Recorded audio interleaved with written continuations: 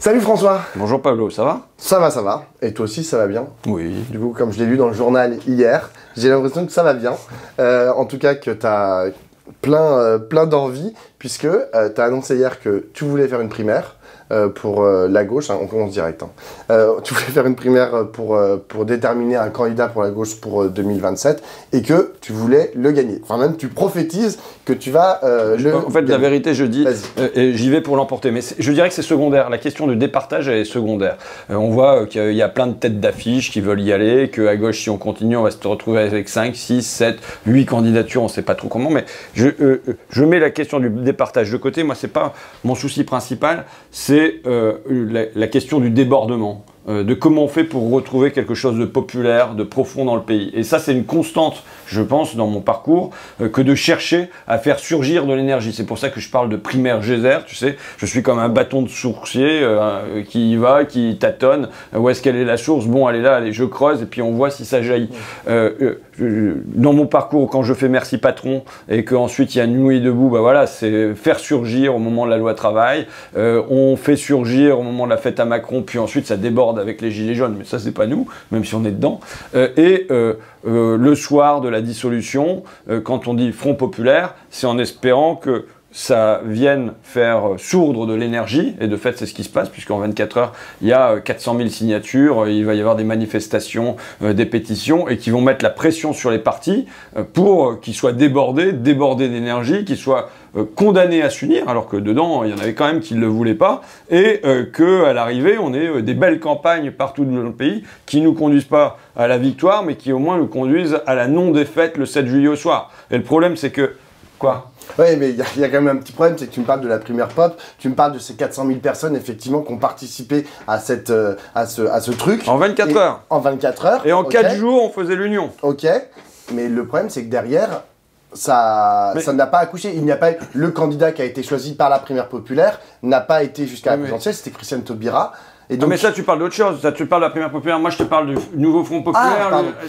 Mais le nouveau Front Populaire, à vrai dire, c'est la même chose. C'est-à-dire que ça n'a pas tenu non plus très longtemps dans la dynamique. Je suis d'accord. En fait, le point que je voudrais aborder avec toi, c'est que, à la différence des d'autres composantes de la gauche, par exemple le Parti Socialiste, par exemple les écologistes, par exemple les Insoumis, eux, ils ont des organisations. Alors, parfois, c'est des partis, parfois, c'est des mouvements qui maillent le territoire français. Ce que toi, dans une certaine mesure, enfin, tu n'as pas ça vraiment, enfin pas à la hauteur du PS, on va dire, d'Europe Écologie Les Verts ou des Insoumis. Comment tu fais? Mais comment tu fais toi pour dire, ok, moi je vais incarner quelque chose sans passer par cette forme organisationnelle qui est en gros le parti? Je voudrais juste qu'on se dise, enfin, est-ce qu'on pose comme point clé de soulever des millions de personnes ou pas? Est-ce qu'on veut être à échelle de masse ou pas?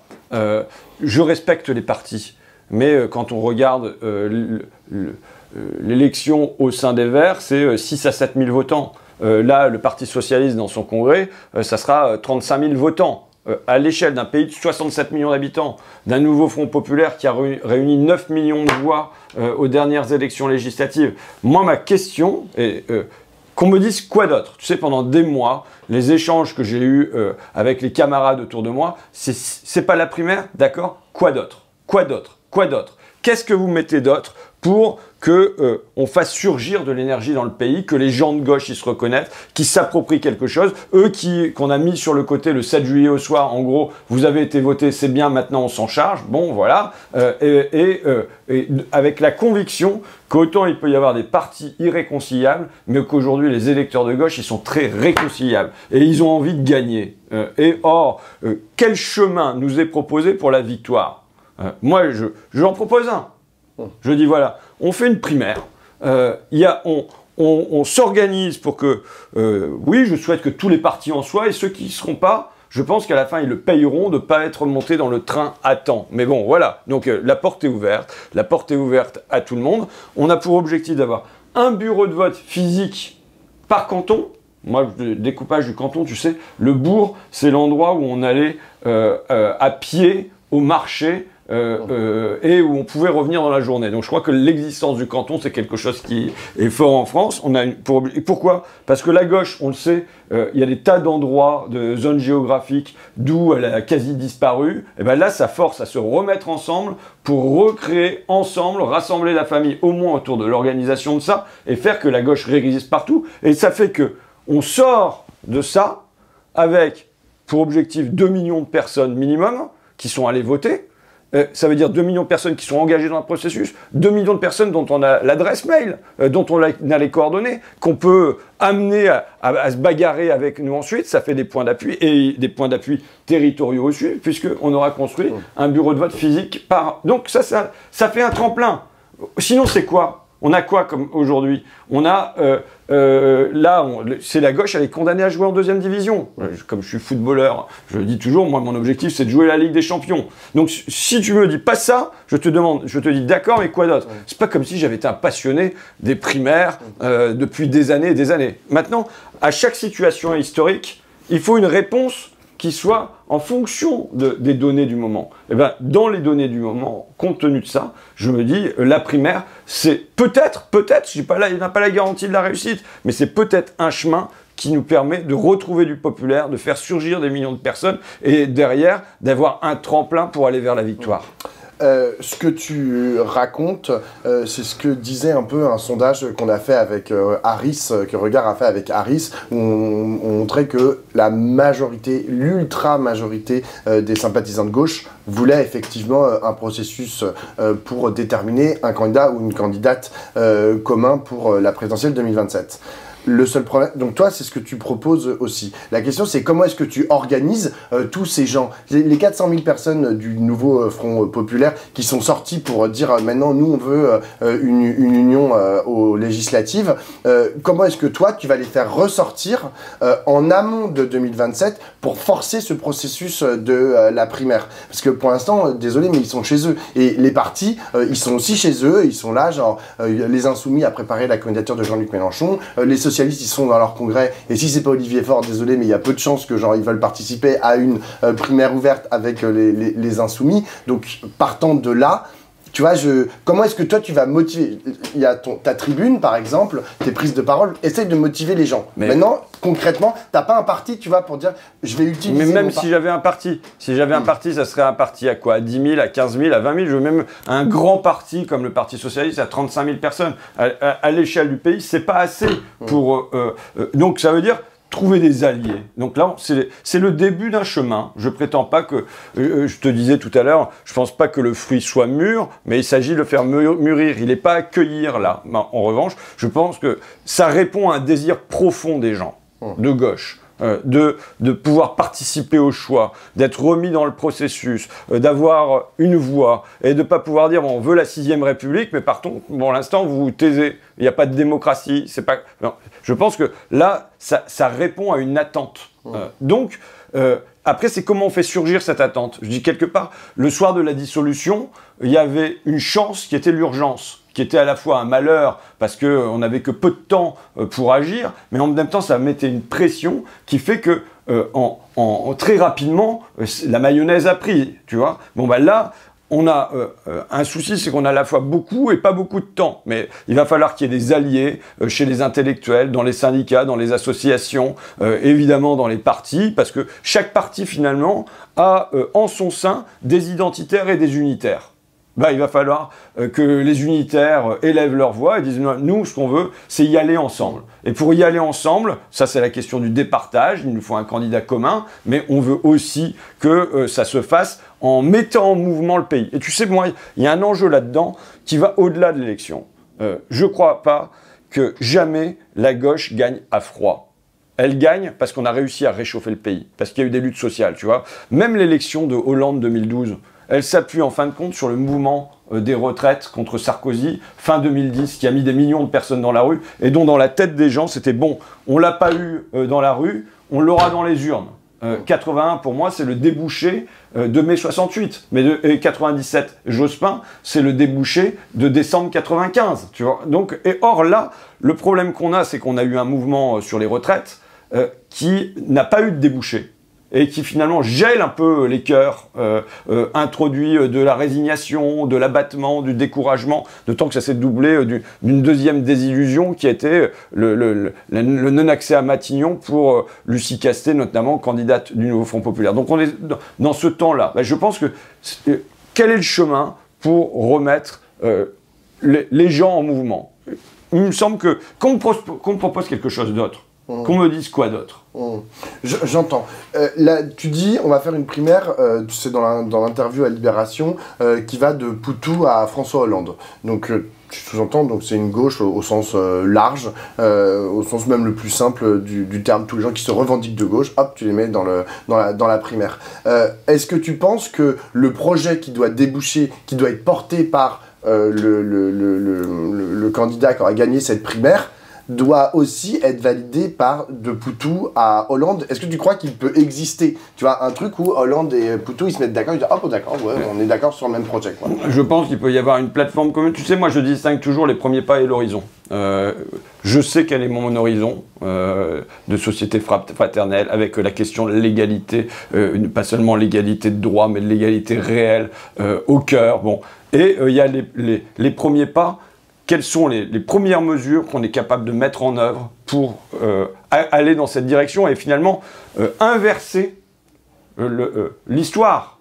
Puisqu'on a une histoire qui là, c'est le grand bond en arrière, qui marche en arrière pour moi depuis 83 en gros, de régression en régression, et avec la situation internationale qui nous promet encore pire pour demain. Déjà, si on parvenait à inverser le mouvement et à se remettre dans le sens du marche. Alors là, je sors de lecture de bouquins. Stéphanie Rosa, tu connais ou pas? Ouais, ben voilà, je lis ces bouquins sur les Lumières. Elle parle des Lumières en disant que du XVIIIe siècle, en disant qu'ils étaient dans une perspective mélioriste. Ça ne veut pas dire que c'était progressiste, parce que progressiste, ça fait comme si ça allait de soi, le sens du progrès, mais qu'on peut améliorer les choses, on peut les amener vers du meilleur. Et ben, je pense que renouer avec cette perspective-là. Ce que je te disais tout à l'heure, c'est que la gauche peut pas gagner à froid. Il faut que la société soit réchauffée, qu'elle soit aussi réchauffée d'une espérance, que dans les associations, dans les syndicats, on se remette en mouvement et on se remette à espérer. Mais même si on gagne, si on gagne dans une société froide, on ne gagnera presque rien. Parce que c'est pas vrai que c'est le bon gars ou la bonne fille à l'Élysée, avec ses ministres qui sont sympas aussi, et puis une assemblée, rêvons, largement majoritaire pour les humanistes, les progressistes, les féministes, les antiracistes, les écologistes, etc., qui permettent de transformer le pays, si jamais c'est pas fécondé d'en bas, si jamais il n'y a pas du mouvement d'en bas. Quand j'ai lancé le 9 juin Front Populaire, c'est pas par hasard. C'est parce que le Front Populaire, il suppose une victoire dans les urnes, c'est une chose, mais il suppose aussi un mouvement. Et je reviens avec ma question. Comment, aujourd'hui, je remets en mouvement? Si on me disait, il va y avoir une grande lutte à l'automne, qui va faire qu'il va y avoir des millions de personnes qui vont sortir, qui vont se sentir solidaires, je m'appuierai là-dessus, et ensuite, pour transformer cette lutte sociale en victoire électorale. Aujourd'hui, je ne vois pas. Donc, on est obligé d'inventer quelque chose. Et ce quelque chose que je propose de mettre sur la table, c'est la primaire. Je ne dis pas que ça soit idéal, mais je leur repose la question. Qu'on me propose autre chose. Est-ce que tu considères toujours... Parce que là, tu me dis, on peut pas... Ça sert à rien de gagner, que la gauche gagne si la société est froide. Donc, il faut la réchauffer. Je préfère que la gauche gagne, même si la société est froide. Mais pour gagner vraiment, pour pas avoir seulement quelques mesurettes, mais avoir une transformation profonde du pays, de la société, il nous faut une société qui soit réchauffée. Mais est-ce que tu considères qu'aujourd'hui la société est froide, comme tu le disais il y a 2 ans? C'est-à-dire qu'en gros les gens sont apathiques, les gens n'ont pas envie de faire de se mobiliser, les gens ne sont pas en colère, sont pas dans une situation pré-insurrectionnelle. Non mais la colère c'est une chose, hein. C'est Kropotkin qui disait la colère fait les émeutes, seule l'espérance fait les révolutions. Donc de la colère, du ressentiment, même de la jalousie, tout ça, ça y est dans le pays. Et au contraire, ça y est puissamment. Mais nous, si on n'est pas les alchimistes qui venons transformer la colère en espoir, et si on ne vient pas lever ça, c'est pas chez nous que ça vient. La colère pure, le ressentiment, la jalousie, c'est pas chez nous que ça vient. Donc il y a la nécessité de le transformer en espoir. Est-ce que je vois aujourd'hui une société chaude, pleine de lutte, d'espérance? Non, pas du tout. Je crains que ça dure un petit peu si jamais il n'y a pas des volontés pour tenter quelque chose. Tu sais, c'est Roosevelt qui disait « Il faut essayer quelque chose. Le pays ne nous en voudra pas d'avoir échoué, mais il nous en voudra de ne pas avoir essayé. » Tout te dire, en lisant ta tribune dans Libération et là en t'écoutant, je vois à peu près le chemin que tu essayes de... Ah, bah c'est déjà pas mal. C'est déjà pas mal, c'est déjà pas mal. Avec un seul, quand même, problème. Un seul, c'est pas beaucoup, c'est pas beaucoup. Non, moi, j'en vois beaucoup des problèmes. Il y en a beaucoup, il y en a beaucoup. Mais il y en a quand même un parce que quand tu prends les différentes forces aujourd'hui qui se positionnent par rapport à 2027... Sachant qu'à mon avis, il faudrait plutôt les appeler les différentes faiblesses. Si tu veux, mais c'est un peu insultant à leur égard. Non, mais même à mon égard, faut se dire la situation réelle dans laquelle se trouve la gauche dans le pays. La force, pour l'instant, n'est pas avec nous. T'as raison. Alors, appelons les différentes faiblesses, tu vois, que sont le Parti Socialiste, Europe Écologie Les Verts et le Parti Communiste. Eux, je vois comment, dans une certaine mesure, à un moment, ils pourraient accepter de Jean-Luc Mélenchon et la France Insoumise. Aujourd'hui, lorsque j'écoute ce qu'ils racontent, ils n'ont pas l'air du tout partants pour participer de près ou de loin à un processus de désignation commune, que ce soit une primaire ou autre chose. Ils ont leur candidat, il s'appelle Jean-Luc et il sera candidat en 2027. Comment est-ce que tu fais avec cette donne? Est-ce qu'à la fin tu te dis pas, bon bah peut-être qu'il faut refaire comme en 2022, comme en 2017 et se ranger derrière, enfin parce que c'était ton cas à toi, mais derrière Jean-Luc Mélenchon? Et d'abord, si à la fin on a 2 candidatures plutôt qu'en avoir 5, 6 ou 7, c'est quand même mieux. Pas faux. Donc voilà. Donc moi je parle de candidature commune. Ce serait mieux d'avoir une candidature unique. De mon point de vue, la porte est ouverte à Jean-Luc Mélenchon et aux Insoumis, et compte tenu de leur force. Et je ne vois pas pourquoi ils refuseraient le débat et le vote pour trancher qui serait le candidat. Donc la porte est ouverte. Maintenant, avec Jean-Luc, il y a d'abord un souci, c'est qu'on sait que c'est le plus mauvais candidat de deuxième tour. C'est la garantie de la défaite face à, que ce soit Marine Le Pen ou Jordan Bardella. Et même, très amplement, là où en 2017, il était donné gagnant face à Marine Le Pen par à peu près tous les sondages, aujourd'hui, il est donné perdant et dans les grandes largeurs face à Jordan Bardella ou Marine Le Pen, ce qui est quand même pas un souci négligeable, parce que dans le contexte qui est le nôtre, la puissance de l'extrême droite et maintenant de ses alliés, Ciotti, Retailleau et compagnie, c'est quand même pas rien. Bon, et donc la question avec les Insoumis, c'est qu'à un moment, c'est juste du rapport de force. C'est du rapport de force et qui fait que si jamais il y a une primaire qui prend, si il y a des millions de personnes qui vont voter, s'il en sort un candidat ou une candidate haut dans les sondages, qui a un socle large, qui répond à une attente des gens, eh ben, il y aura match. Il y aura match, et il y aura match peut-être pour que finalement on décide de faire cause commune. On t'a pas entendu depuis la publication de La Meute, le bouquin sur la France Insoumise et le fonctionnement de la France Insoumise, qui pose des questions que l'on connaissait, d'ailleurs que toi-même, dont toi-même tu avais parlé depuis la campagne des législatives.